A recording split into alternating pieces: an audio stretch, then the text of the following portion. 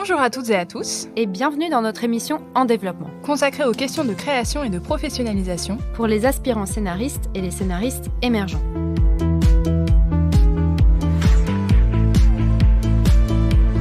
En développement, le labo des scénaristes. Aujourd'hui, pour notre 4e épisode, nous accueillons 2 invités scénaristes, Imen Ben Lachtar et Esther Van Overvelt, pour parler de la collaboration entre auteurs. Après avoir évoqué la question du réseau professionnel la fois dernière, on s'est dit que cette fois-ci, nous allions parler du travail collectif, mais du côté de l'écriture. Donc les filles, merci d'avoir accepté de nous rejoindre pour cet épisode. Est-ce que vous pourriez d'abord vous présenter rapidement, présenter un peu votre parcours, et puis aussi nous dire, c'est une tradition ici, quelle a été votre galère de la semaine en tant que scénariste? Esther, tu veux commencer? Allez, je m'appelle Esther Van Overvelt. J'ai fait la formation longue du CEA il y a 2 ans et demi, 3 ans, quelque chose comme ça. Et depuis, je bosse en tant que scénariste, surtout sur des séries, dont une série en convention pour TF1 en ce moment. Voilà. Et après, j'ai différents devs chez des prods et un projet de court-métrage en ce moment pour réaliser. Voilà. Ok, trop bien. Et je dois dire ma galère maintenant. Oui, j'enchaîne. Ma galère du moment, c'est que de la semaine, du coup, je fais un atelier avec la scénaristerie qui s'appelle Héroïne. Et donc, à la fin, on pitch notre projet de long-métrage au CNC. Et donc, je dois pitcher au CNC lundi, ce qui est un peu une galère. Et il y a ce truc de devoir un peu... pour pas être stressé, apprendre son pitch mot pour mot et à la fois réussir à après faire un peu semblant que c'est oral et que tu le racontes comme ça sur le moment. Et voilà, du coup là je suis là-dedans et c'est un peu une galère. Moi je m'appelle Imen Ben Lachtar, j'ai fait plutôt un parcours universitaire, donc une licence de cinéma où j'ai rencontré Esther d'ailleurs il y a 4 ans maintenant, je pense, un truc comme ça, 4-5 ans. Et ensuite, un master de journalisme culturel, puis un master de scénario où j'ai rencontré donc, Marianne et Rosalie, on était dans la même promo. Et on est sortis cette année, à la rentrée 2025. Et depuis, je développe plusieurs courts-métrages, dont 2 produits, un que je tourne en mai, un que je tourne à l'automne, et 2 longs-métrages, un également à la scénaristerie pour l'atelier long-métrage et un avec la Queer Palm. Donc c'est un peu le plus gros de mon activité actuellement. Et à côté, j'ai une série en prod et j'écris des séries, notamment une avec Esther. Et concernant la galère un peu de la semaine, c'est que là, je suis dans la refonte totale de mon long-métrage et je pensais que j'étais un peu arrivée au bout. Et hier, j'ai fait une sorte de mise à plat des séquences qui me restaient à retravailler. J'ai vu qu'il y en avait 30, alors que dans ma tête, c'était terminé. Donc, il y a un peu ce truc de va falloir y retourner lundi. Mais là, on est samedi, c'est le week-end, donc c'est chouette. Mais voilà. Donc, on participe à un podcast. Exactement. Ok, trop bien. Pour commencer, est-ce que vous pouvez nous raconter comment vous avez commencé à travailler ensemble? Qu'est-ce qui vous a, qu'est-ce qui a fait débuter votre collaboration? Tu veux y aller? En fait, avec Esther, donc on s'est rencontrés à la fac, on était en licence 3. Et au tout début, je pense qu'on s'est aidé un peu à passer les concours. Donc on écrivait, mais plutôt à distance, sur des thématiques communes. Et donc chacune proposait un peu des synopsis ou des choses comme ça. Et donc on s'est rendu compte que potentiellement, il y avait un peu un univers commun, ou en tout cas un désir de pouvoir un jour écrire ensemble. Ça a été la base. Oui. Et après, le temps a fait qu'on n'a pas trouvé vraiment de projet. Et il y a quelques mois, on s'est dit, il faut. Et du coup, on s'est vraiment posé toute une journée pour un peu brainstorm à 2, pour réfléchir à ce qu'on pourrait en fait écrire, qu'est-ce qui nous intéresse, qu'est-ce qu'on aimerait développer. Ouais, on s'était vraiment fait une liste, chacune des thématiques un peu sur lesquelles on avait envie d'écrire, ou un peu même de début d'idées hyper embryonnaires qu'on avait eues. Et après, on a croisé un peu les inspirations pour trouver un truc. Parce que voilà, les années passées, après, on était toutes les 2 prises dans nos trucs. Du coup, on s'est dit, non, si on veut écrire ensemble, il faut que vraiment on se dise, on le fait maintenant et on s'y met, même si on n'a pas d'évidence tout de suite, on va trouver un truc à faire. Ok, donc c'était plutôt un désir de travailler ensemble initialement qu'une idée que l'une ou l'autre a apportée et qui a fait que vous avez entamé un travail. Ouais, c'est vraiment parti de ce désir-là et de se dire, au contraire, on réfléchit aussi à 2. Dès le début. Dès le début. Je sais qu'il y avait eu un moment où j'avais eu un projet de cours et peut-être que je voulais qu'Esther me rejoigne. Au final, ça s'est pas fait. Mais du coup, là, on trouvait ça chouette de se dire que c'était nos 2 cerveaux qui créaient vraiment un projet. Et du coup, c'est quel format que vous développez? C'est une série, un cours? C'est une série. Okay. Ouais. D'accord. Et tout à l'heure, vous disiez, petite précision, tu disais, Imen, que vous êtes rencontrés autour de l'écriture en passant des concours. Juste pour préciser, du coup, c'était je suppose, des concours de formation de scénario. Ouais, exactement. Ok. Ouais, en fait, moi, je passais le CEA et Imen passait la FEMIS. Et du coup, on avait toutes les 2 une épreuve de 6 heures de syno au 2e tour de chaque école. Et du coup, il y avait un peu ce truc de déjà, c'est dur de faire un sino de 6 heures tout seul. Du coup, on se faisait des genres de. Enfin, on n'était pas dans la même ville à ce moment-là, mais du coup, chacune faisait son sino en 6 heures et on se l'envoyait à la fin. Et D'accord. après, on se faisait des retours. Ok. Mais du coup, c'est vrai qu'on s'est beaucoup lu. Enfin, du coup, c'était assez. Comme c'est un exercice assez libre, je pense qu'on mettait toutes les deux des trucs un peu de nos sensibilités dedans. Et du coup, on s'est beaucoup lu pendant quelques mois, même à distance. D'accord, ok. Et alors, est-ce que vous avez aussi, est-ce que vous travaillez avec d'autres auteurs et si oui, comment vous gérez du coup vos différentes collaborations? On suppose que vous travaillez différemment en fonction des collaborations. Est-ce que vous pouvez nous en dire un peu plus? Moi, j'ai 2 co-auteurs avec qui je bosse pas mal, qui étaient dans ma promo au CEA, donc Louis Berthier, que vous avez reçu dans l'épisode 1 Oui, de Un tout à fait. développement, et une autre scénariste qui s'appelle Chloé Vincent, avec qui je bosse aussi pas mal, et où c'est un peu pareil. En fait, on a passé 2 ans ensemble et du coup, on s'est beaucoup lus, et du coup, moi, je savais que j'avais envie de travailler avec eux et réciproquement. Et après, sur les dynamiques de coécriture, je sais pas si j'arrive à, là, tout de suite, donner des grandes différences.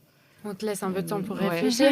Iman, toi, tu as d'autres collaborations à l'écriture Moi, j'ai eu une grosse collaboration en dehors d'Esther. Et pareil, c'est né un peu d'une évidence de goût et d'envie. Et je sais que je marche vachement comme ça. C'est que souvent, ça part plus c'est des gens que j'aime, donc comme Esther, qui est une amie, ou d'autres personnes qui sont des amis, et on se dit, réfléchissons ensemble à faire un truc qui permette de pousser encore plus loin nos sensibilités, / l'envie aussi d'exister dans la relation par l'écriture et par le travail, quoi. Ouais, donc il y a un vrai point de départ personnel, quoi. Ouais, en tout cas, moi, toujours. Et toi, Esther, du coup, dans les 2 autres collaborateurs dont tu parlais, du coup, tu les as rencontrés à l'école, entre guillemets. C'est ça. C'est bien ça. Ouais. Et du coup, est-ce que vous avez été, par exemple, mis ensemble sur un travail de coécriture d'emblée dans l'école, ce qui vous a donné envie ensuite de poursuivre? Ou bien est-ce que c'est par, encore une fois, affinité, sensibilité artistique C'était un peu des 2, parce qu'en gros, au CEA, t'es en binôme sur certains exercices, mais c'est toi qui choisis ton binôme, donc Oui, d'accord. voilà. Donc, Par oui. exemple, oui, on a fait notre série de fin d'études ensemble à 2, mais on s'était choisi, on s'était lu et du coup, on s'était choisi Ouais. de nous-mêmes. Enfin, c'était pas imposé, quoi. Mais c'est vrai que c'est un truc intéressant parce que au master scénario ou même dans beaucoup de formations de scénario, on est souvent poussé à se mettre avec des gens qu'on choisit pas forcément. Et c'est intéressant de voir ce qui dure ou ce qui dure pas du coup dans les collaborations après. Et nous, je crois qu'on avait dû collaborer dans un quatuor ou dans un trio sur un exercice C'est ça. en début d'année. Ouais. Après, comme ils faisaient tourner les groupes, on n'a jamais retravaillé ensemble. Ouais. Donc on s'y est mis Toute cette l'année. année, quoi, en fait. Ouais, c'est ça. En dehors de la formation, quoi. Ouais, c'est vrai. Oui, parce que du coup, Ouais, je crois qu'on pardon. l'a pas dit, mais effectivement, avec Rosalie, donc on travaille ensemble sur un projet de série. Voilà. Et donc on s'est mis à coécrire après avoir après s'être côtoyés pendant l'année. Et effectivement, je pense qu'il y a un truc un peu comme vous d'affinité, d'amitié d'abord, avant le projet. Mais c'est pas toujours comme ça, parce qu'il y a des projets quand même, je trouve, qui naissent en école, qui parfois perdurent au-delà. Oui, parce que cette réalité-là aussi, c'est que si je pense que t'es pas en production, qu'il y a un truc où t'as ce moment de bataille de toi à toi avec la personne avec qui t'écris, j'ai l'impression que si t'as pas moi j'ai fait le même master que vous, donc j'ai aussi eu ce cas de figure-là, où la question se pose de est-ce qu'on continue. Et en fait, j'ai l'impression, en tout cas moi personnellement, mais aussi parce que je fous l'amitié et le relationnel dans mon rapport à tout, mais c'est que forcément t'as pas envie de passer 6 mois à voir la personne toutes les semaines à te démener pour une série, si en soi les personnes, il y a pas en tout cas à mes yeux, il n'y a pas d'affinité particulière, ni d'écriture, ni humaine. J'ai l'impression que c'est différent que quand directement tu as un prod qui t'a appelé, qui t'a dit tiens, tu vas coécrire avec telle personne, et que dans ce cas-là, c'est une rencontre qui se fait d'emblée dans un rapport concret. Alors que je trouve que les projets d'école, forcément, c'est un peu vaporeux, et donc à moins d'avoir quelque chose qui te tient, qui soit le projet, la pertinence du projet, l'envie de mener à bien ce projet, soit le rapport amical ou en tout cas relationnel que tu as avec les gens, je trouve que c'est un peu plus dur, et je sais que c'est une raison pour laquelle moi j'ai été j'ai fait le même master que vous, donc on nous imposait un peu des groupes, et c'est vrai que malheureusement on a tous espoir un peu qu'il y ait une affinité, en tout cas qu'ils prennent, ou une envie justement que ces collaborations puissent devenir pérennes et qu'on puisse les pousser, mais ça n'a pas été le cas, et je pense que ça peut marcher sur d'autres personnes. Je sais que toi et que Thomas, Guy, vous avez continué d'écrire. Oui, oui, avec un camarade de la promo qui s'appelle Thomas Guy, on a été mis ensemble sur un projet un exercice de série. Et en fait, on a arrêté ce projet-là à la sortie de la formation. Mais par contre, on a réentamé une nouvelle collaboration. Ouais. Donc oui, tout à fait, je suis complètement d'accord. Après, je trouve que comme dans l'écriture, tu convoques des trucs aussi intime, très personnel. C'est une vision du monde, entre guillemets. Du coup, forcément, il faut avoir un minimum d'affinité avec le collaborateur parce que sinon, c'est quand même extrêmement compliqué. Et c'est là que c'est intéressant aussi l'écriture, parce que ça permet de faire sortir peut-être ces trucs intimes. Parce que je pense que dans le groupe, donc, dans cette série collective, je pense que là, le projet ne va pas continuer, mais aussi pour des questions d'emploi du temps. Parce que de toute façon, c'est aussi un vrai enjeu de gérer les collaborations d'après. C'est une des questions plus tard, de gérer la collaboration, gérer le temps affilié à chaque projet. Mais je trouve que oui, tu découvres aussi des gens avec qui tu n'aurais pas forcément pensé initialement avoir des affinités. Et en fait, dans le travail, que ce soit la manière de travailler ou ce qu'on écrit, les thématiques, etc., tu découvres des sensibilités. Et ça, c'est quand même un des trucs super chouettes, je trouve, de l'écriture, quoi. Et alors, pour parler plus concrètement de la coécriture en tant que telle, de l'extérieur, pour nous, c'est Scénaristes Émergents, ça peut paraître flou, en fait. Qu'est-ce que c'est que coécrire et à quoi ressemblent des sessions de collaboration? Est-ce que c'est beaucoup de discussions? Est-ce que c'est littéralement un document sur lequel on écrit à quatre mains, un document partagé? Est-ce qu'on se répartit? Quelqu'un écrit les dialogues, quelqu'un écrit les didascalies? Ou est-ce que ça n'a rien à voir d'une session à l'autre? Esther, est-ce que tu veux nous en dire un peu plus? Je pense que ça dépend du stade du projet auquel on est, parce qu'après, je sais que notamment, moi, on se voit beaucoup en vrai quand on est en brainstorm, et que du coup, c'est beaucoup discuter et échanger, rebondir, etc. Et du coup, il n'y a pas nécessairement de rédaction sur le moment, si ce n'est un peu de la prise de notes, de garder des traces de ce qu'on est en train de se dire. Moi, c'est plutôt comme ça, et c'est dans un second temps qu'après, on se voit pas et on se répartit. Mettons qu'on fasse une Bible pour une série, on se répartit la moitié du texte chacun, et puis qu'après on repasse sur les parties de l'autre. Mais moi, quand vraiment on se voit et qu'on est ensemble, c'est avant tout pour brainstormer, ou si on est tombé sur un nœud dans la rédaction et qu'après il faut se revoir. Mais c'est plus du ping-pong d'idées. J'ai jamais trop fait ce truc d'écrire vraiment côte à côte. En tout cas, ça m'est encore jamais arrivé. J'ai l'impression que c'est beaucoup ça aussi. En tout cas, pour parler de la collaboration qu'on a initiée avec Esther, j'ai l'impression que c'est quand même beaucoup. Après, c'est une série aussi avec des thématiques qui sont assez proches de nous, donc c'est beaucoup de discussions et qui dévie rapidement au-delà du projet sur nous qui nous remémorons nos souvenirs d'adolescence. Et ça part en des heures et puis ça, et puis tel ami, et puis tel machin. Mais c'est ça du coup, il y a toujours un truc, attends, faut noter quand même. Et donc, on prend des notes de ça. Et souvent, quand on quitte des séances un peu de brainstorm autour de la série, on se retrouve avec 4 pages juste de nous, nos expériences, des trucs, des idées, et derrière c'est comment est-ce qu'on arrive à juste les remettre en ordre. Et j'ai l'impression, et j'ai aussi travaillé comme ça sur d'autres collaborations, c'est que souvent c'est beaucoup juste parler, avoir de la matière, et après quand même systématiquement pour la séance d'après, pour que ça serve quand même à quelque chose, c'est comment est-ce que on se répartit soit des choses à penser, à réfléchir, soit éventuellement des choses à faire, tu commences à rédiger un petit brouillon de fiche personnage où on essaie quand même de penser un peu à une trame pour pas non plus que ça soit que du blabla qui se perde un peu d'une séance à l'autre. Quand le projet il commence à être un peu plus avancé, voire quand il est optionné, comment ça se passe dans la coécriture? En termes de comment on avance par rapport Est-ce que vous avez des sessions de collaboration où vous vous retrouvez ensemble et comment le travail se répartit? Oui, c'est vrai que moi, j'ai pas mal d'options. Du coup, c'est des versions de Bible, donc tu es quand même encore sur vraiment trouver vraiment le concept aussi. Je pense que tu as encore des enjeux un peu de vraie fondation de ton projet. Du coup, je pense que c'est important de se voir beaucoup et de beaucoup dialoguer et d'être sûr que tu es aussi sur la même longueur d'onde. Et pour rebondir sur ce que disait Imen, moi, je trouve ça cool aussi, toutes ces digressions que tu vas faire dans des séances de travail où même tu parles de séries que tu es en train de regarder, de films que tu as vus, de livres que tu as lus. Et ça te fait un peu une sorte de base de référence commune pour être vérifié aussi que tu es sur la même longueur d'onde, sur le ton, sur la sensibilité que tu as envie de mettre dans la série. Et que, du coup, en fait, c'est hyper précieux aussi de dévier un peu du truc. Mais non, moi, en tout cas, sur toutes les Bibles, et même après, là, sur TF1, on est sur les épisodes et vraiment les séquenciers d'épisodes. On continue de se voir énormément. Moi, il y a vraiment que pour le côté rédactionnel, qu'après, chacun part de son côté. Tu fais ton gros doc de notes, chacun a son Google Doc, et puis après, tu pars et puis tu te revois quand on a rédigé, et puis on rebondit sur le texte des uns des autres. Mais... Et comment ça se passe quand vous n'êtes pas d'accord, du coup?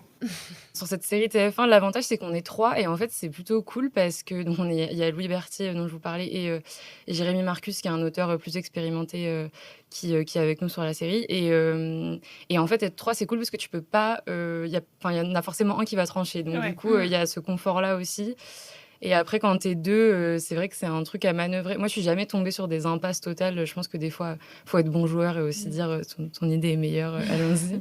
Mais ouais, c'est vrai que c'est 3, je l'ai fait qu'une fois et je trouve qu'il y a ce truc assez chouette, même de pas pouvoir, en brainstorm, tu jamais totalement bloqué parce que tu as toujours quelqu'un qui a encore de l'énergie. Ouais. Alors que quand tu es 2, si en face, tu es vanné, Oui, ça oui, peut oui. plus rebondir, quoi.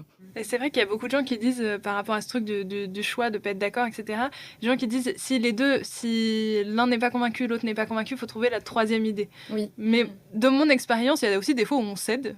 Parce que, on se dit, on peut tenter l'idée de l'autre et puis on verra ce que ça donne. Je sais pas Complètement. comment vous Bien appréciez ce truc-là. Moi, je pense que c'est vraiment important aussi d'avoir de la souplesse. Et pour moi, c'est tout l'intérêt de collaborer aussi avec quelqu'un. C'est de se dire qu'il y a un moment donné où tu fais pas le projet tout seul. Donc, c'est aussi venir se confronter à la vision de l'autre ou aussi à l'évidence de l'autre. Enfin, moi, je sais que ça m'est déjà arrivé dans des rapports de collaboration de douter ou de pas savoir vraiment et d'avoir quelqu'un en face qui est sûr que c'est la bonne idée, en tout cas le bon chemin à prendre. Moi je sais que je me suis beaucoup dit des fois, je suis pas convaincue du truc, je saisis pas tout à fait tout, mais allons-y, comme ça j'embrasse à fond sa vision pour essayer de voir. Des fois t'es agréablement surpris et des fois ça le fait pas et donc dans ce cas-là c'est rediscuter. Mais je trouve que c'est important et d'où le fait aussi à nouveau pour moi d'être avec des personnes avec qui tu t'entends bien, c'est qu'on rentre pas dans des rapports d'ego et de qui a la meilleure idée et de qui va passer au contraire, c'est juste se dire on a un projet, c'est comment est-ce qu'on fait le maximum pour que le projet soit le plus pertinent possible et aille le plus loin possible. Et ça passe forcément par accepter qu'on est différent et que des fois, on n'a pas la même chose qui nous vient, mais on se laisse surprendre. Enfin, pour moi, c'est l'important de la collaboration. Et c'est pour ça aussi que certains projets, pour moi, doivent se faire en collaboration, d'autres doivent se faire seuls parce que je sais pas, il y a certains projets où je me dis je n'ai pas envie d'être confrontée à un autre regard que le mien, en tout cas pour l'instant, pour essayer de pousser le truc le plus loin, alors que il y en a d'autres où tu dis dès le début c'est trop chouette d'être à plusieurs cerveaux et de pouvoir au contraire se laisser surprendre par d'autres trajectoires. Ouais. Quoi. Toi, Imen, tu as collaboré à l'écriture sur un court-métrage et donc vous êtes rentré dans le dialogué. Ouais. Comment ça se passe sur la manière de... Enfin, moi, c'est une interrogation que j'ai, c'est comment tu dialogues des personnages quand il y a plusieurs personnes qui les font parler. Je trouve que c'est pas évident. Et Forcément. là où c'était assez chouette, c'est que c'était mon idée initiale. Donc, comment dire, j'ai vraiment imposé, j'avais tout, j'avais ce qui se passait, les personnages, etc. Donc, il n'y a pas eu de complications sur qui est qui. Enfin, là, c'était très clair de mon côté. Mais je sentais que j'avais besoin de quelqu'un pour m'aider parce que donc, c'est le film que j'ai tourné en octobre. C'est très subtil, il n'y a quasiment pas de dialogue. Bref, je le faisais pour répondre à un appel à projet, donc c'était un temps assez court. Et donc, je me suis dit que j'avais besoin de quelqu'un qui pouvait m'aider à rentrer aussi droit dans l'essentiel parce que j'ai tendance à plutôt être beaucoup dans les dialogues et je sentais que c'était pas là où je voulais que le film soit. Et là, pour le coup, ce qui s'est passé, c'est qu'on a vraiment tout écrit à deux.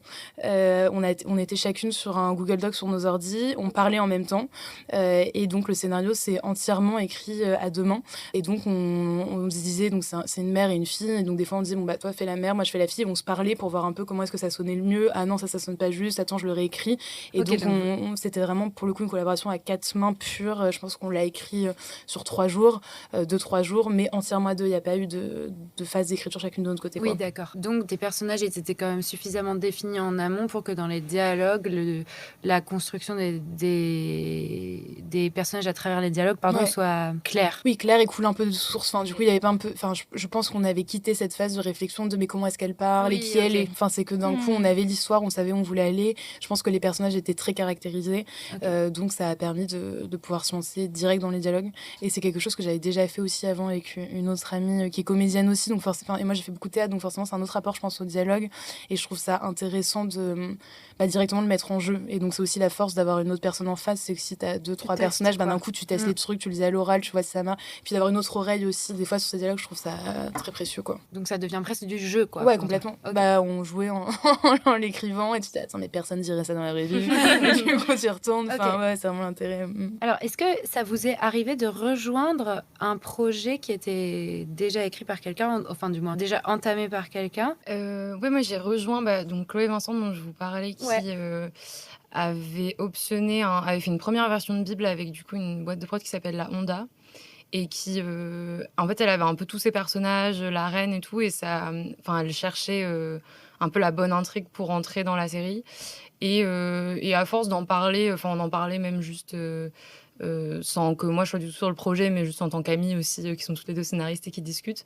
En fait, comme ça rebondissait bien, elle m'a proposé de la rejoindre sur la deuxième version de Bible et après je suis restée sur le projet, et du coup, c'était assez cool en fait d'arriver, d'avoir un peu, c'est quelqu'un qui a un vrai amour des personnages, donc il y avait une sorte de galerie de personnages hyper haut en couleurs et hyper, chouette à après aller utiliser, à aller, complexifier aussi à des endroits, approfondir et tout et du coup, c'était un autre rapport aussi à la collaboration, d'entrer un peu dans «l'univers» entre guillemets de quelqu'un et puis te dire: «OK, comment moi je peux peut-être, être un peu plus extérieure, voir là où peut-être on n'a pas creusé encore» ou voilà et puis après en fait, comme c'était entre guillemets qu'une première version de Bible, il y avait encore beaucoup de choses à faire, donc ça me laissait de la place aussi. Mais je pense ouais, c'est la seule configuration que j'ai eue comme ça, mais qui était in fine, assez chouette. Et est-ce que du coup, Ouais. quand tu arrives comme ça sur ce projet, tu te dis un peu genre, ça reste son projet d'une certaine manière et moi je viens pour l'aider et je me mets du coup dans cette position un peu pas de second, mais oui, si, un peu de second. Ou est-ce que au contraire, vu qu'elle te fait rentrer, c'est là maintenant, c'est votre projet à toutes les deux et vous discutez complètement à égalité. Enfin, comment ça s'est passé ce positionnement C'est un peu ce que disait Imen aussi de peut-être d'endroits où, moi j'avais pas d'évidence et si elle me disait qu'elle en avait une, j'avais tendance à lui faire confiance aussi parce que c'était elle qui avait eu qui est à l'origine de tout. Après, elle m'a fait de la place aussi. Je pense qu'il y avait quand même cet enjeu d'essayer de faire venir quelqu'un, que tu accueilles aussi quoi, le Ouais. regard, que tu fais venir sur le projet. Si c'est juste pour, être un peu en défense par rapport aux idées de l'autre, c'est dommage. Oui. Mais après, c'est vrai que je trouvais ça important aussi de me dire: «OK, je vais essayer moi de vraiment partir de ce qu'elle a posé et de, «l'âme» entre guillemets de cette première version de Bible et essayer d'aller vraiment dans son sens et pas de, je sais pas, emmener le projet complètement à un autre endroit. Mais c'était entre guillemets «assez facile» parce que c'était, j'étais sensible à ce qu'elle avait fait quoi, donc Oui, et ça puis a vous en facilité. aviez déjà parlé, C'est etc. ça. Tu connaissais le projet, donc t'es pas arrivé Non, complètement en découvrant le truc, quoi. c'est ça. Oui, c'est vrai que nous, sur le projet de série qu'on est en train de travailler ensemble, moi, je suis arrivée avec cette idée, Marianne s'est adjoint au projet et en fait, dans l'appropriation du projet, j'ai l'impression qu'on est vraiment, à part égale, quoi. Enfin, Ouais, en fait, je pense qu'on a là sur les quelques... Parce ça fait pas très longtemps qu'on travaille dessus, ça Mm. fait que quelques séances de travail, en fait. Et je pense que, en fait, au plus on en discute, plus on arrive à avoir une idée commune, en fait, de ce qu'est la série. Et peut-être des trucs que Rosalie avait posés dans son premier document il y a 2 mois. Je suis en fait en train de les comprendre maintenant. Parce que le temps qu'ils aient fait tout le chemin, d'une certaine manière, jusqu'à mon cerveau, et parce qu'on a fait plein de détours pour y retourner d'une Ouais. certaine manière. Oui, mais ça, j'ai l'impression que c'est quand même, il y a quand même un temps d'appropriation qui est déjà absolument nécessaire et puis ensuite qui est là pour assurer des choix. Des Complètement. fois, il y a un truc qu'on pose initialement, puis en fait, on l'a posé un peu spontanément et c'est pas très clair et assuré, quoi.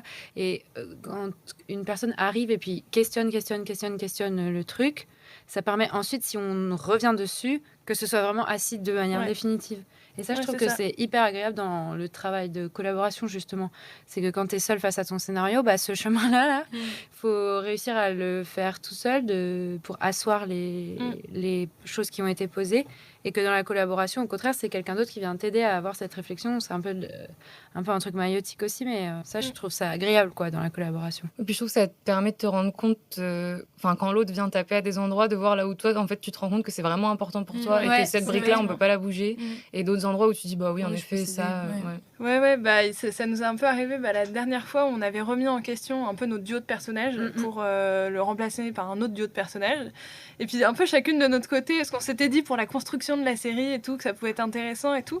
Puis on est revenu à la séance d'après, genre, je crois qu'il faut pas faire ça en fait. On les aime trop, il faut pas qu'on les dégage. Ouais, je suis d'accord. Parlons des difficultés maintenant dans la collaboration à l'écriture, vaste sujet. C'est quoi pour vous les plus grosses difficultés ou du moins les plus répétitives que vous avez rencontrées dans des collaborations à l'écriture, que ce soit en formation, quand les collaborations sont parfois imposées, etc., ou que ce soit ensuite dans des collaborations avec du coup des gens que vous avez, disons, choisi, avec qui vous avez choisi de travailler, quoi. Je pense que j'ai eu plusieurs cas de figure. J'ai l'impression, mais du coup c'est chouette parce que c'est pas du tout le cas avec Esther dans cette série, vu qu'à nouveau il y a eu un peu un truc de brainstorm commun pour arriver à une idée. C'est que moi j'ai souvent été dans des cas de figure où c'était plutôt mon initiative et donc qui faisait appel à des personnes pour rejoindre la collaboration, et malgré tout se pose, je trouve la question, et donc je trouve ça trop chouette que vous arriviez à vous approprier justement l'idée de l'autre et que maintenant il n'y ait plus trop cette question-là. C'est que moi je me suis retrouvée souvent dans le cas de figure de c'est l'idée de qui, et une fois, c'est l'idée de qui a l'initiative, c'est le projet de qui, est-ce que du coup justement t'es là que pour aider l'autre à écrire, ou est-ce que d'un coup ça devient vraiment un projet à deux, quand le projet sort c'est quoi les appellations, est-ce que, voilà. Et donc je trouve que la collaboration, si le terrain n'est pas balisé dès le début pour dire qu'est-ce qu'on fait en termes aussi de plein de cas de figure possibles. Je pense que c'est pas anodin en fait de se lancer en écriture avec quelqu'un, et ça me semble important, en tout cas j'apprends un peu de mes erreurs, que ça soit très clair dès le début de je sais pas si la collaboration devenait à s'arrêter, est-ce que ça veut dire que la série n'existe plus, ou est-ce que ça veut dire que là, si tu reprends la série, toutes ces questions-là qui font que moi actuellement je suis dans un cas de figure donc d'une série qui était mon idée initiale, j'ai ramené quelqu'un, au final la collaboration ne marche plus, donc du coup c'est moi qui me retrouve à devoir dire à la personne de quitter la collaboration, et donc pour moi continuer, sauf que forcément quand tu travailles pendant des mois, tout le monde se sent un peu père de la série ou père du projet, sauf qu'en fait du coup tu reviens dans les trucs de non, textuellement ce n'est pas le cas, donc je pense que c'est important de vraiment baliser tout ça, parce que je pense que quand on a envie d'écrire avec quelqu'un c'est très beau et on rentre direct dedans un peu corps et âme, sans se questionner sur le fait que ça reste des choses au long cours, mine de rien, en tout cas surtout quand on parle de séries, c'est que souvent temps d'écrire des bibles, ensuite de potentiellement être optionné. Souvent, les options, c'est entre 6 mois et 1 an, puis ensuite de trouver un diffuseur, puis ensuite d'écrire. Ça nous amène très loin. Donc voilà, moi, je pense que c'est ces questions-là qui ont été un tout petit peu dures à un moment. Mais j'ai l'impression que ce que t'expliques là, Imen, c'est un cas de figure qu'on retrouve vraiment beaucoup, quoi. Ouais, complètement. Et ça, c'est vrai que je sais pas si on nous en parle tant que ça en école, en fait, de cette situation-là dans la collaboration, que ça puisse devenir compliqué parce que c'est des temps longs, qu'il y ait des enjeux aussi, faut quand même l'expliciter, quoi, financiers derrière les appellations de chacun, de qui a les pourcentages, les trucs. Donc ça peut quand même créer rapidement, peu importe les modalités de la relation, mais des tensions, quoi. Et ça, c'est une série qui est signée chez un producteur. Qui maintenant est signée chez un producteur, ouais. Et qui a été signée après la fin de cette collaboration. Du coup, là, je découvre, parce que je découvre les appellations de... du coup, on a 2 contrats d'option. Donc, un contrat d'option qui dit que c'est moi qui prends la suite, et un contrat d'option qui dit que la Bible a été écrite, mais que la collaboration s'arrête là. Ce qui, du coup, existe, est tout à fait faisable. Mais c'est vrai que je pense que c'est tous ces trucs de questionnement où c'est hyper attrayant, en fait, d'écrire avec quelqu'un. Et comme nous, on est un peu émergents, en tout cas, moi, c'est comme ça que je me considère, c'est que t'as pas les tenants et les aboutissants dans ta tête. Évidemment. Et sauf que derrière, tu vas collaborer avec des prods, il y a ton agent qui se mêle au truc, donc après toi t'as ta vie personnelle qui en fout toi au milieu du pro, donc je pense que c'est vraiment un truc qui nécessite d'être vraiment réfléchi aussi, pour moi faut pas se lancer en collaboration avec n'importe qui, et du coup ça rejoint justement ce que vous disiez par rapport à des collaborations potentiellement d'école, où donc moi j'ai eu un projet de série donc dans le master en groupe, et où en fait je crois qu'il y avait un moment où potentiellement quelqu'un pouvait être intéressé par cette série, mais je pense qu'on s'est tous les 3 rapidement dit que ça ne marcherait pas sur le long cours. Et donc forcément il y a un truc un peu attrayant de dire que potentiellement cette série pourrait être achetée, pourrait exister, alors pareil dans 3 ans, mais il faut aussi être lucide sur est-ce qu'on serait capable, nous 3 en tant que personnes, de collaborer aussi longtemps. Et en fait on en est venu à la conclusion que je trouve très sage, que pas du tout. Et donc dans ce cas-là c'est poser la question de à qui était l'idée initiale, ou à qui a le plus travaillé pour cette série, et donc est-ce qu'on laisse l'autre la reprendre seule. C'est plein de questionnements quand même qui sont au-delà de l'écriture et qui sont juste des enjeux d'humain en fait, qui pour moi rendent vachement en compte dans la collaboration. Tu vois, mais c'est chouette parce que c'est chouette plus ou moins, c'est un peu la galère ce que tu nous racontes, mais j'étais même pas au courant en fait qu'on pouvait signer 2 contrats d'option, dont un qui disait la Bible appartient à ces 3 personnes, et un autre qui dit que tu continues. Moi, je pensais qu'en fait, ces histoires de droit ne s'appliquaient qu'à partir du moment où ça avait été signé chez un prod. Je l'ai aussi découvert.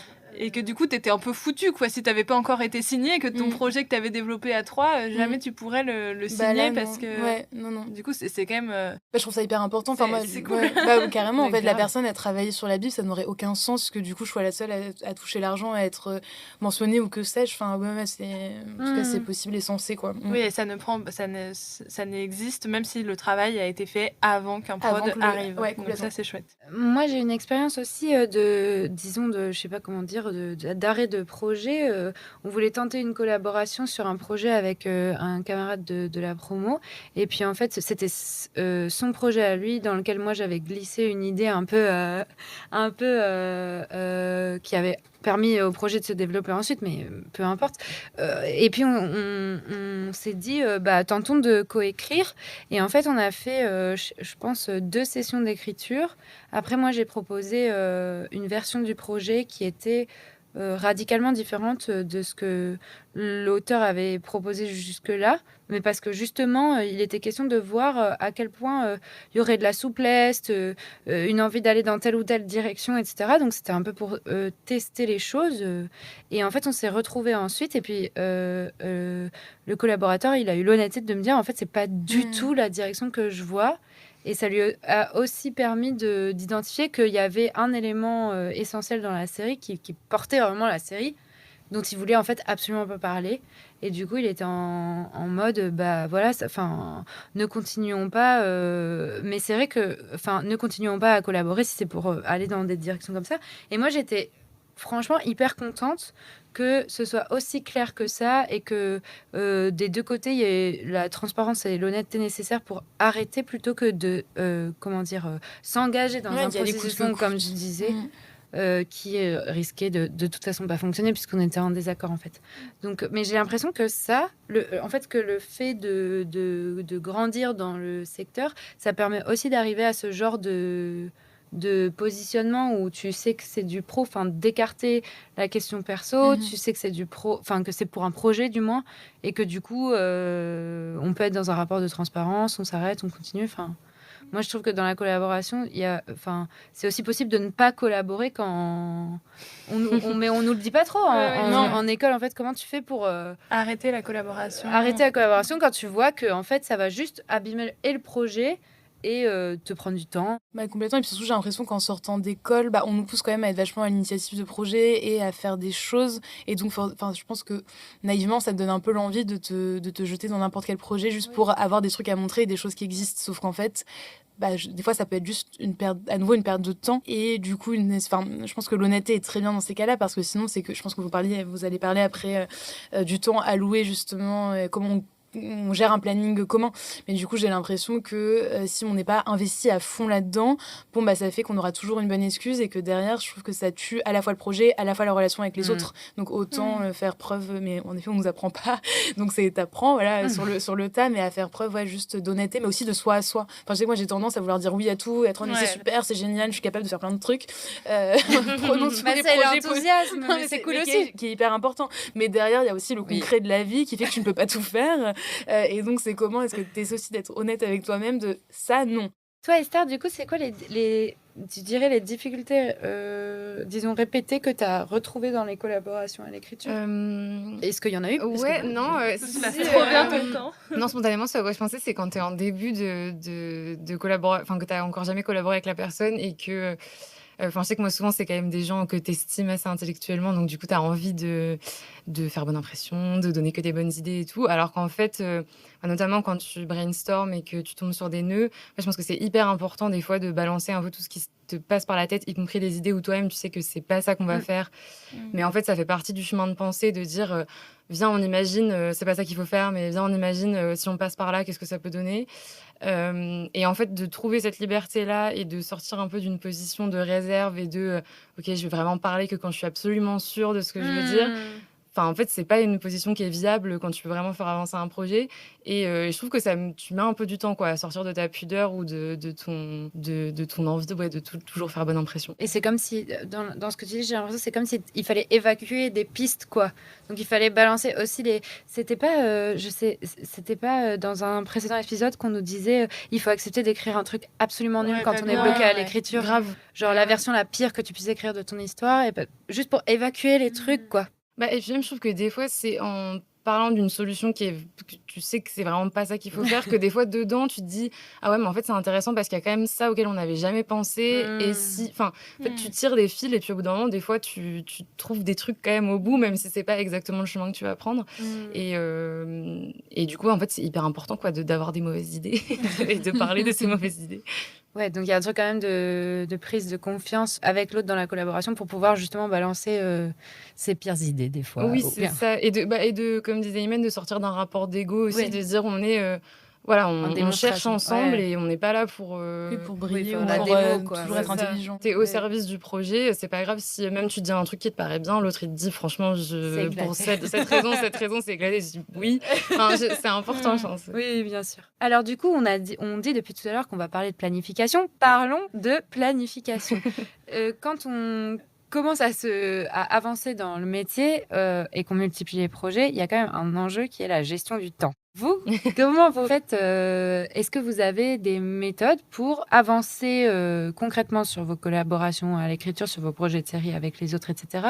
Dans le temps, est-ce que vous arrivez à savoir combien de temps ça va vous prendre, à avoir un peu une idée de la direction? Parce que je pense que quand on est dans l'émergence, c'est difficile d'appréhender ça. Moi, j'ai l'impression que quand tu es en train de fonder un concept et tout, et que tu es en train un peu d'accoucher d'une première version de Bible, c'est cool de se voir quand même assez régulièrement. Là, je commence à bosser avec un auteur sur une commande pour une prod et qu'on est vraiment en début de Bible et du coup, on essaie de se voir genre 2 demi-journées par semaine. Comme ça, t'as quand même genre 4 heures, du coup, ça te fait à peu près 8 heures par semaine où tu es à fond...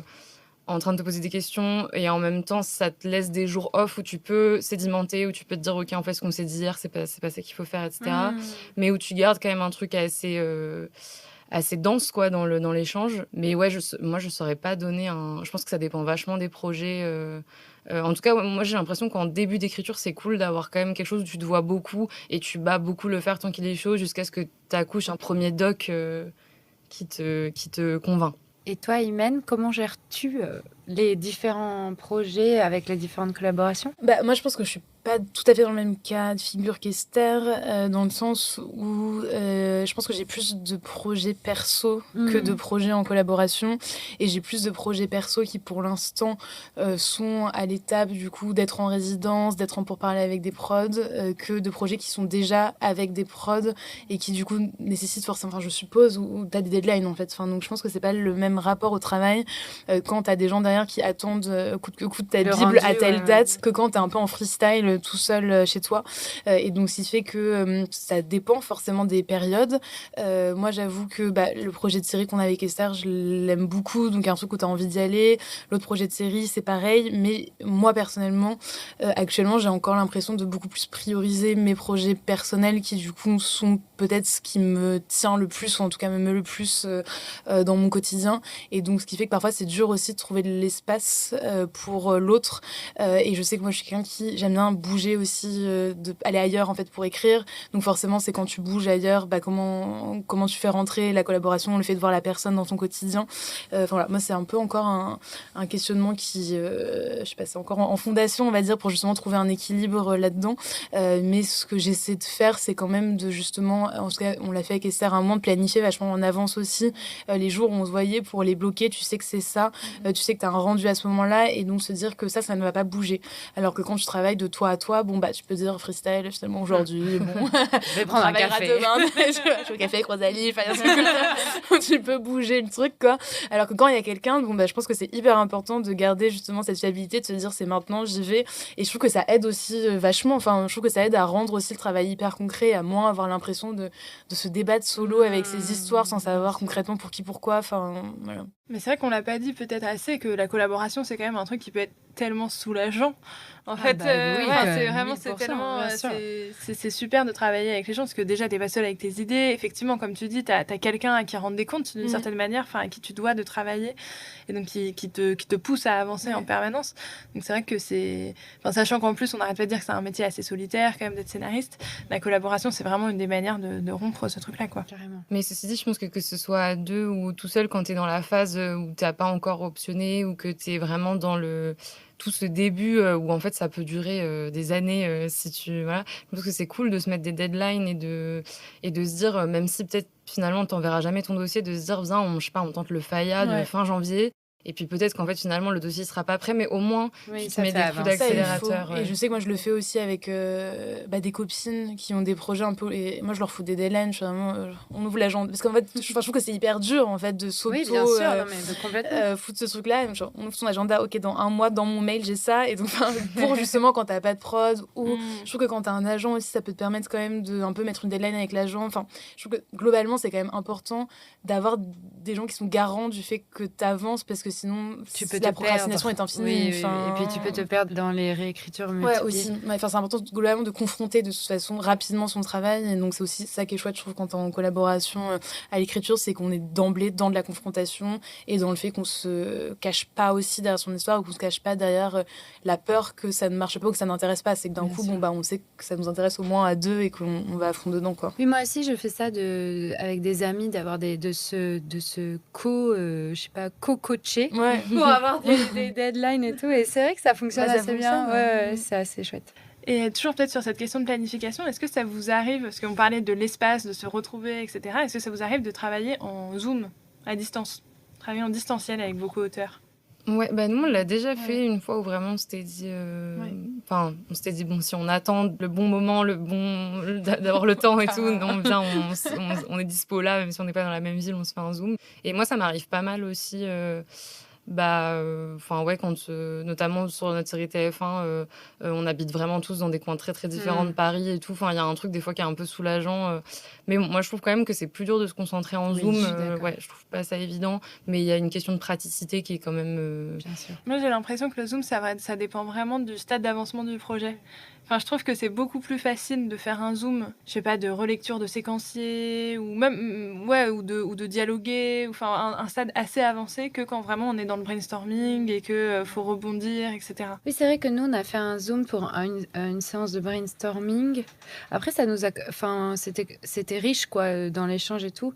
Mais c'est vrai qu'en fait, le brainstorming, ça demande tellement de concentration... Enfin, il y a un truc de concentration forte, quoi, je trouve. Ouais, et puis même de sensation, presque. Oui, et puis d'énergie, d'être dans l'énergie de l'autre aussi. Enfin, moi, je le vois pour tous les brainstorms qu'on a fait avec Esther. Enfin, c'est qu'on se pousse à deux.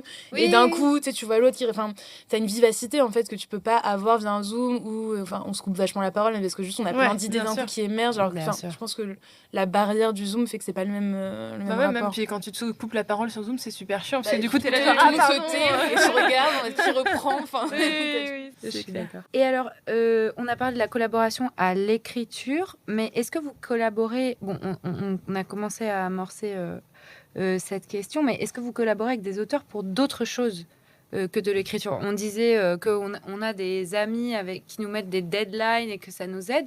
Est-ce que, par exemple, tu pitches lundi au CNC, est-ce que tu fais appel à des amis scénaristes ou autres pour être un peu coaché pour ton pitch, ou est-ce qu'il y a d'autres terrains que celui du scénario pur et dur sur lesquels vous collaborez? Ouais, grave. Pardon. Là, j'ai pas, pour le coup, j'ai pas eu le temps. J'étais prise dans d'autres trucs, donc j'ai pas. Mais ça m'est arrivé de réviser des pitchs avec des gens. Et puis aussi juste de. Enfin, moi, je trouve que c'est quand même un métier hyper étrange, le scénario. Et il y a un truc d'ascenseur émotionnel. Enfin, ouais, c'est hyper particulier. Et je trouve qu'à partager des fois avec des amis ou de la famille qui sont pas du tout là-dedans, c'est assez.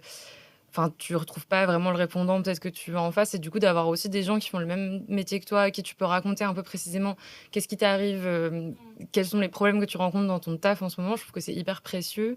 Et du coup, moi, je sais que j'ai pas mal de copines, que ce soit Imen ou des filles qui ont fait le CEA aussi, avec qui on se voit, avec qui on se partage aussi, je sais pas, des recommandations de prod qu'on a vues, Enfin, aussi même de se partager les projets sur lesquels on est en train de bosser en ce moment et que, je sais pas, si toi, tu as pris un café avec un prod qui cherche, je sais pas, du thriller domestique et que tu sais que ta pote, elle est en train d'en écrire un, de lui dire, bah, peut-être envoie un mail à un tel que j'ai vu hier. Enfin, je trouve qu'il y a Enfin, en tout cas, c'est hyper vaste comme... Enfin, les bénéfices sont très vastes, quoi, d'avoir des collaboratrices dans un métier où en fait bah, tu es assez seule et en même temps en plus quand tu émerges tu connais pas tout le monde c'est hyper important de pouvoir partager toutes tes expériences et de débriefer aussi avec des gens qui font le même travail que toi. Est-ce que du coup vous êtes dans des collectifs de scénaristes ou est-ce que c'est plutôt des amis effectivement de vos formations avec qui vous gardez des liens ou est-ce que c'est un truc un peu plus peut-être institutionnel ou ancré on va dire? Bah, moi, on se voit, c'est récent, mais avec 2 scénaristes qui étaient dans la promo en dessous de moi du CEA et 2 scénaristes qui étaient dans la même promo que moi, bah, donc Chloé et Vincent dont je parlais. On se voit de temps en temps pour papoter. Enfin, c'est rien de précis. C'est pas, enfin, je veux dire, on n'est pas une association, voilà, mais juste des fois, on se prend des cafés à 5 et on se débriefe un peu de. Je sais pas, ouais, c'est qui les prods que vous avez rencontrés récemment? Vous bossez sur quoi? Même, je vais pitcher à telle chaîne, est-ce que je peux vous envoyer mon pitch et vous me donnez votre avis? Et comme ça, je trouve qu'il y a un truc un peu, enfin pas officiel, mais un peu, tu te forces aussi à te voir régulièrement et il y a un truc plus formel ouais. Et la collaboration, enfin c'est, bah, comme le disait Esther, c'est à la fois s'aider pour préparer des pitchs, c'est à la fois se dire bon bah je sais pas, par exemple quand on cherche à tenter des résidences, de se dire bah moi j'ai fait cette résidence donc on se partage nos dossiers. Enfin je sais que par exemple quand je chantais à Scénaristerie, bah Esther m'avait envoyé le document qu'elle avait envoyé, donc comment ça, enfin bah, c'est un peu s'entraider je trouve pour tout ça. Je sais qu'avec plusieurs de mes amis, mais dont Esther, on lit beaucoup nos films en fait. Enfin tous mes potes m'envoient leurs cours, on se fait des retours, on se prend des cafés. Enfin l'idée c'est vraiment juste de s'aider parce que ce milieu est dur et qu'on déboule un peu tous en mode on veut faire du scénar, mais qu'on n'a pas tous les codes, qu'on sait pas complètement comment ça se fonctionne, enfin comment ça marche. Et qui te fait sortir ce rapport concurrentiel dans lequel on peut te mettre, notamment même quand tu sors d'école, que tout le monde arrive en même temps sur le marché du travail, que tu es un peu stressé et qu'en fait, justement, le transformer et se dire, bah non, justement, on va se recommander les uns les autres, on va se relire et tu rentres dans un rapport de collaboration et de solidarité, c'est trop bien en fait. Ah oui, carrément. Moi, je trouve que c'est soulageant de ouf même parce que le rapport compétitif, il est... Enfin, moi, je suis extrêmement mal à l'aise avec ça et il est je pense, extrêmement nocif pour l'écriture même, en fait. J'ai pas l'impression, moi, que... Enfin, en tout cas, j'ai l'impression que ce soit là à Nanterre ou à la Fémis série, là où je suis cette année, et j'ai pas trop le sentiment qu'on est mis en compétition. Mais effectivement, je pense que c'est peut-être quand tu sors et que forcément, il y en a pour qui ça marche très vite et d'autres pour qui ça marche moins vite, que là, tout de suite, en tout cas, toi-même, tu peux t'auto-mettre en compétition, t'auto-comparer, voilà, et te dire... Oui, c'est plutôt ça, je pense. Après, c'est vrai que nous, on a eu à Nanterre une promotion dans laquelle j'ai l'impression qu'il n'y avait pas du tout cet aspect-là, quoi. Enfin, c'était assez ouvert là-dessus et plutôt... chouette, mais je pense que ça dépend un peu des promos, des années, ça dépend des formations aussi, enfin voilà. Je pense que ça existe quand même. Iman le dit, c'est un milieu tellement en fait, à partir du moment où tu difficile, tentes quoi. une résidence et que tu n'as que 6 personnes à la clé, et qu'en fait, tu sais qu'il y a 10 de tes potes, si ce n'est 15, qui le tentent, bon, bah, il y a de la concurrence. Après, au contraire, c'est pour ça que je trouve que ça sert d'avoir des vrais rapports d'amitié, c'est qu'en fait, c'est qu'on s'entraide jusqu'au bout, et puis un peu peu importe qui l'a à la fin, on est contents les uns les autres. Enfin, je pense que c'est Enfin, je sais pas, des fois, je trouve que c'est très solitaire, ça peut être très laborieux de faire ces métiers, donc c'est aussi remettre de la joie et du collectif dans quelque chose qui reste une pratique très seule, où c'est un peu toi, ta bataille pour arriver là où tu veux aller, tu vois. Mais du coup, de le faire collectivement avec des gens que t'aimes, bah, je trouve que c'est la clé pour pas devenir complètement zinzin et tenir ta barque jusqu'au bout. Enfin, si j'avais pas mes amis, moi, je pense que j'aurais peut-être lâché l'affaire depuis longtemps. Enfin, je trouve que c'est hyper important. Puis en fait, t'es quand même souvent dans une... Enfin, oui, t'es en concurrence, mais de manière très indirecte. Complètement. C'est-à-dire qu'en fait, c'est pas comme un truc de maths où genre il y en a un qui a bon et l'autre qui a faux, quoi. Tu fais une proposition, ça rencontre plus ou moins... Ouais, et puis c'est plein d'univers aussi différents. C'est ça. Ça rencontre plus ou moins la sensibilité de la personne qui te lit. Bon, bah, il préfère ton pote. Mais c'est juste... c'est un truc d'humain. Donc je trouve que ça permet aussi quand même ça de pas se sentir complètement c'est ça, dans un rapport concurrentiel avec les autres. Parce que tu sais qu'en fait, c'est pas un truc qualitatif, c'est un truc de sensibilité aussi, avec beaucoup de... Complètement subjectif aussi. De subjectivité, ouais, c'est ça. Pour rebondir sur ce que tu disais, Imen, de potentiellement... de sans collaboration, c'est difficile de réussir à continuer. Nous, avec notamment Marion, qui enregistre ce podcast, on a fondé une espèce de collectif/association qui existe depuis maintenant longtemps, genre je pense 7 ans, un truc comme ça. Et en fait, au fur et à mesure des années, moi je me suis rendu compte que ça avait maintenu le désir de continuer à faire du cinéma, aussi dans les moments où tu te dis ouais, en fait c'est vachement dur, le fait de voir les projets des autres continuer et tout, ça te garde dans la dynamique de faire, que ce soit faire ses propres projets, mais aussi accompagner ceux des autres, faire des retours, etc. Donc c'est vrai que, à mon sens, collaborer dans l'émergence d'autant plus, je trouve que c'est absolument essentiel. Et que c'est peut-être un truc... on nous dit en formation, vous êtes votre premier réseau et tout, comme on disait dans l'épisode précédent sur la question, mais au-delà de ça, il y a quand même un truc de maintenir à flot ton envie et puis ta capacité à faire des choses, quoi, et à répondre aux projets des autres. Ouais, et puis de savoir qu'il y a des gens qui sont là aussi pour t'aider. Enfin, en fait, je pense que c'est hyper important parce que, du coup, moi, comme vous, j'ai fait le master de Nanterre, qui n'a pas la velléité en 6 mois de nous apprendre tout sur l'écriture scénaristique. Il y a plein de zones de flou, il y a plein de moments où juste, moi personnellement, je ne sais pas, je suis clouless.